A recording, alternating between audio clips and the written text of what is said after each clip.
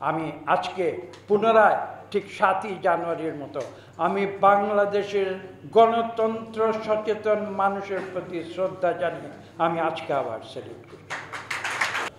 উপজেলা নির্বাচনের প্রশ্নটি সাংবাদিকরা বারবার জিজ্ঞেস করছে, সে কথাটি না বলে পারছি না।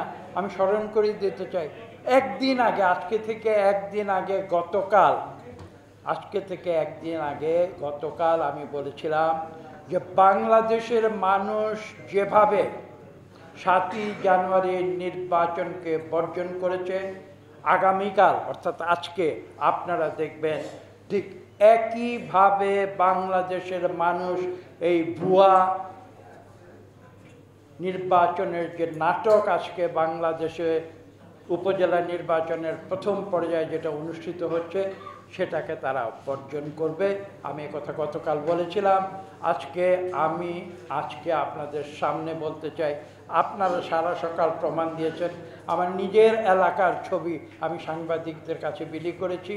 সেখানে ভোট কেন্দ্রে সকালে আমরা যখন থেকে ভোট শুরু হয়েছে তারপর থেকে আমরা ছবি নিয়েছি, দেখেছি। ভোট কেন্দ্রে একজন ভোটারও নাই আমার নিজের নির্বাচনী এলাকা। আমার কাছে ছবি আছে, আমি ইতিমধ্যে সকালেই সাংবাদিকদের কাছে পাঠাই।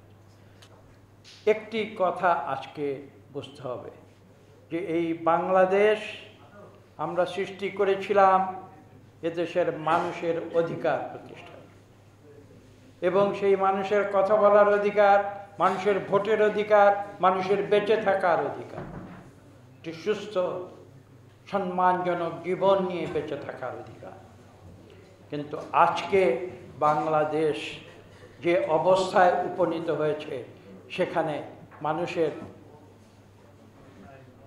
স্বাধীনতার অধিকার, গণতন্ত্রের অধিকার, অর্থনীতির অধিকার, ভোটের অধিকার, কথা বলার অধিকার, মানবাধিকার, সর্বোপরি নারীর অধিকার, শিশুর অধিকার, কোন অধিকারটি অবশিষ্ট হয়েছে? এই সরকার উপলব্ধি করুক যে কাদের অর্থনীতির শক্তিতে তারা আজ বাংলাদেশে টিকে আছে,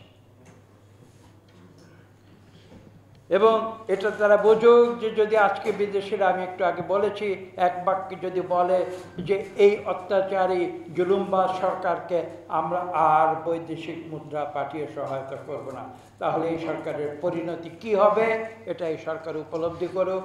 উপলব্ধি করে তাদের এই যে মারাত্মক যে তাদের পথে চলা, তাদের এই মারাত্মক আত্মঘাতী পথে চলা থেকে তারা ফিরে আসুক। বাংলাদেশের উন্নয়ন আমরা দেখতে চাই, কিন্তু সেই উন্নয়ন এমন কোনো উন্নয়ন যেন না হয় যেখানে শুধু গুটি কয়েক মানুষের উন্নয়ন হবে আর বাংলাদেশের কোটি কোটি মানুষের অনুন্নয়ন হবে, সেই উন্নয়ন আমরা দেখতে চাই। এই যে আমরা আজকে বিদেশে কর্মসংস্থানের কথা বলছি, বিদেশ থেকে রেমিটেন্সের কথা বলছি, তার জনক ছিলেন একজন যার নাম প্রেসিডেন্ট জিয়াউর। এবং দ্বিতীয় যে কথাটি আপনাদের স্মরণ করিয়ে দিতে চাই সেটা হচ্ছে আজকে এই যে আপনারা দাবি জানিয়েছেন বৈদেশিক কল্যাণ মন্ত্রণালয়ের প্রতি, যাতে করে আপনাদের মঙ্গলামঙ্গল তারা যেন সঠিকভাবে দেখে। আমি একটু ছোট্ট উদাহরণ দেব একটু পরে। সেই ব্যবস্থাটি করেছিলেন অন্য কেউ নয়, বেগম খালেদা জিয়া। আমি কিছুদিন আগে আমার বক্তব্য শেষ করব একটি অত্যন্ত দুঃখজনক ঘটনার ভেতর দিয়ে।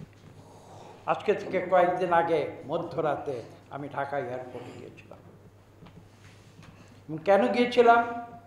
আমার এলাকার একজন দরিদ্র মানুষের অত্যন্ত দুঃখী কন্যা, সে জীবনের প্রতি বীতশ্রদ্ধ হয়ে গিয়ে সে বলেছিল আমি বিদেশে যাব, কাজ করব।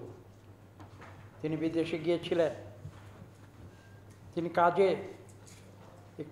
তিনি একটা এমপ্লয়মেন্ট নিয়েছিলেন, কাজ করছিলেন। এক পর্যায়ে গিয়ে কি হয়েছে আমরা এখনো সত্যি জানি না। এক পর্যায়ে গিয়ে আমরা খবর পেয়েছি, আমার নিজের এলাকার সেই নারী, আমরা এক পর্যায়ে খবর পেয়েছি তিনি মৃত্যুবরণ করেছেন। আমি গভীর রাতে তার দুঃখী পিতা এবং তার ভাইদের নিয়ে আমি ঢাকা এয়ারপোর্টে গিয়ে তার কন্যার মৃতদেহ আমরা গ্রহণ করেছিলাম। কাজে আপনাদের যে কষ্ট সেটা আমার কাছে ব্যাখ্যা করা প্রয়োজন।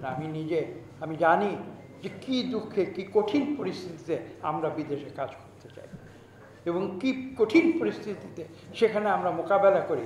একটি সংখ্যা বলেছেন একটু আগে সাইফুল হক সাহেব, কতজনের মৃতদেহ দেশে ফিরে এসেছে। তারা গিয়েছিলেন তাদের নিজের কল্যাণের জন্য, পরিবারের কল্যাণের জন্য, তার মৃতদেহ হয়ে ফিরে এসেছে। আসুন আমরা তাদের সম্মান করি, তারা দেশের জন্য প্রাণ দিয়েছে।